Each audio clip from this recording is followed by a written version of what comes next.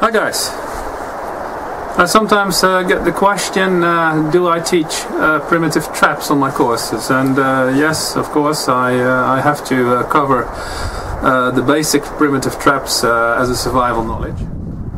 I'm a bit restrictive there, that I'm really afraid that people will go out and try this stuff, so I don't want that at all. This is purely survival knowledge and should only be used in a situation that there is no other option. And then, of course, in my basic courses, I do actually only cover one primitive trap, and that is the figure 4 deadfall. I consider that one the most useful. If you only can learn one, learn that one. I will show you a figure 4 in a minute. I do want to say that usually, especially in the environments here, you would be much better off first to try and fish. Do not go out and start killing animals like squirrel and whatever to get food, because you get much more fat and protein by fishing if you're able to do that. Of course, basically an even simpler type of trap is simple snares, and they have the problem, and actually the same with any kind of trap, also the figure 4 deadfall, is that they can only be successful if you know the behaviors of the animals, if you can find where they tend to be. But with snares there are some issues, especially with hares and so on, that they will bite through the line, so you need to provide some mechanism of lifting up the animal, of always being very much close to your actual trap. And one thing with trapping is that usually one trap isn't enough. You need to have a trap line to be able to survive, and so you can't have constant supervision on all your traps. So yeah, the figure 4. Let's build one.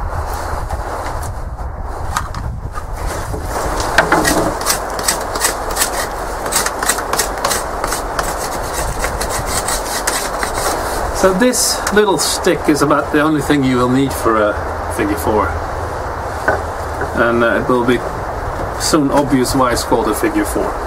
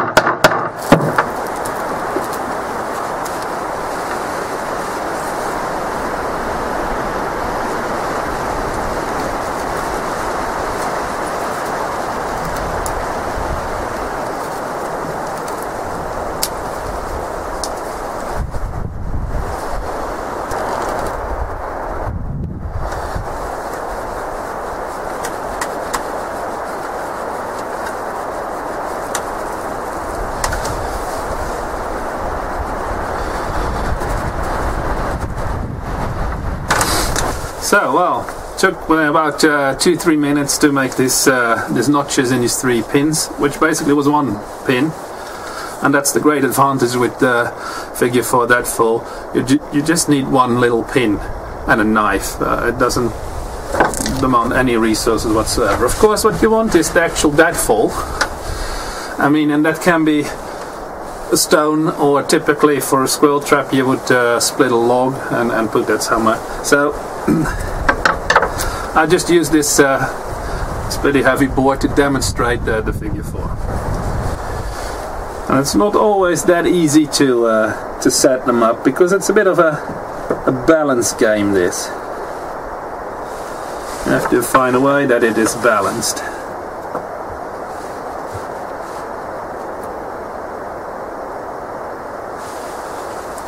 Okay, so it is now that the pressure, the weight of this plank or log or stone or whatever is creating an upward force here, which is caught by this little notch, which then pulls the bait stick back against the little notch on this thing here.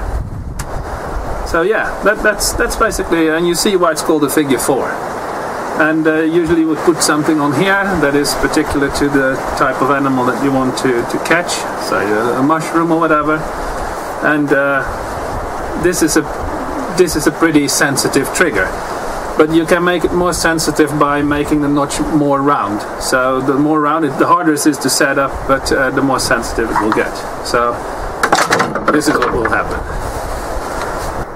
So I set it up one more time for you to get a close-up.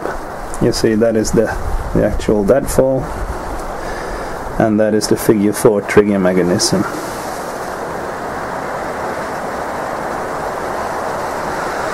And it's the forces of the potential force of the deadfall that creates all the forces that keep the trigger together.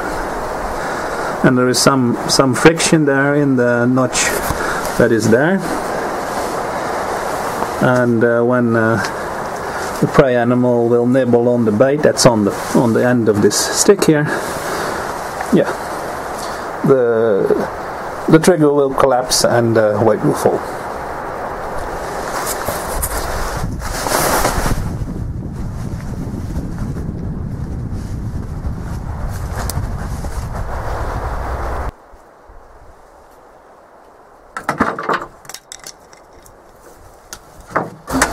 So although the original figure 4 is extremely simple to make, I usually teach one that is slightly more stable and also more sensible in the trigger, sensitive in the trigger. This is all round and so on. It's pretty hard to set up. You saw it. It's a bit of a balance act there. So to make it more stable, instead of using these small pins to make the trigger, we can still use the bait stick, by the way. You try to find from your normal firewood a little stick and split it in half. Then you'll get one of these bits. See, they are just flat, and I chopped them in half. One bit a bit longer than the other.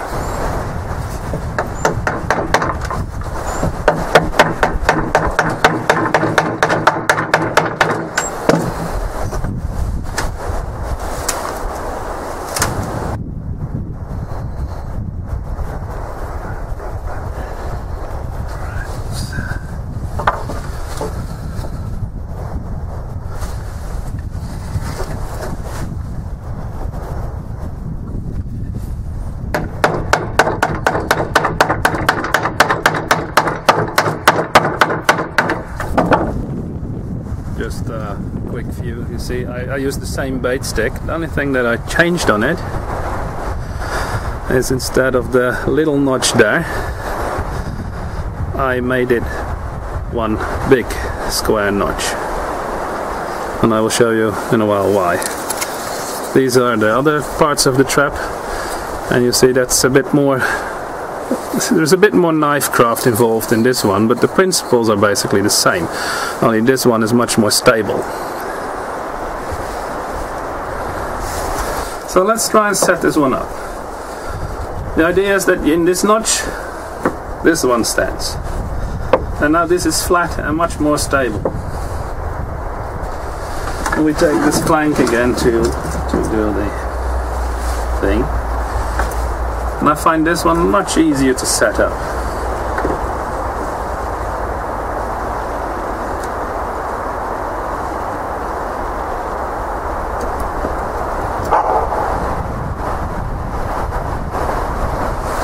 You see, that's much more stable. And yeah, well, it will fall just as well as the other thing.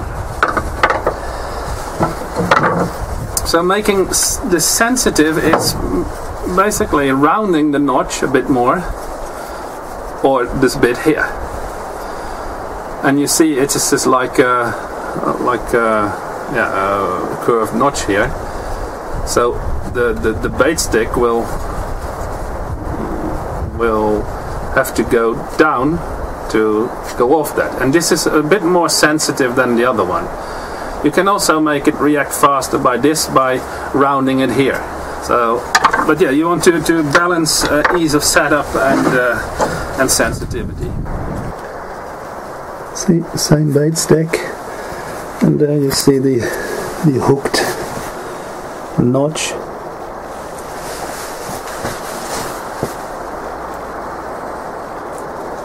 There you see how that one is gripping the notch. It's one and the same notch gripping both the pieces.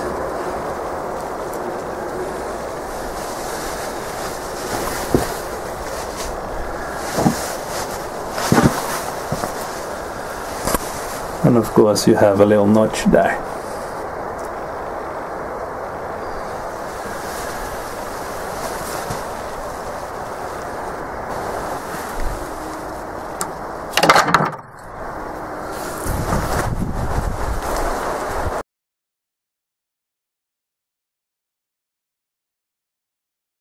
So that's the basic primitive trap that I cover in my beginners courses, the basic courses.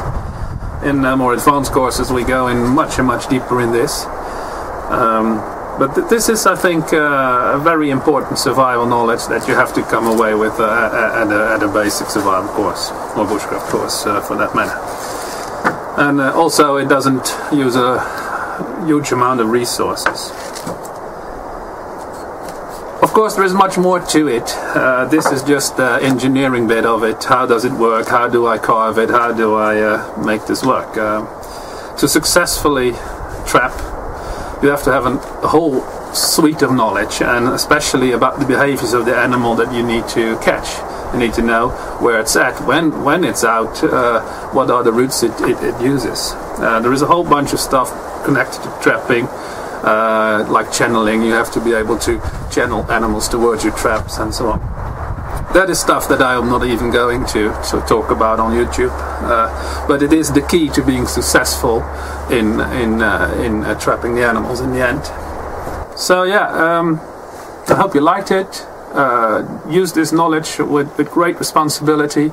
Please, please, please do not go out and try this on real animals. It is survival knowledge. And it is considered, I guess, illegal in most countries in the world.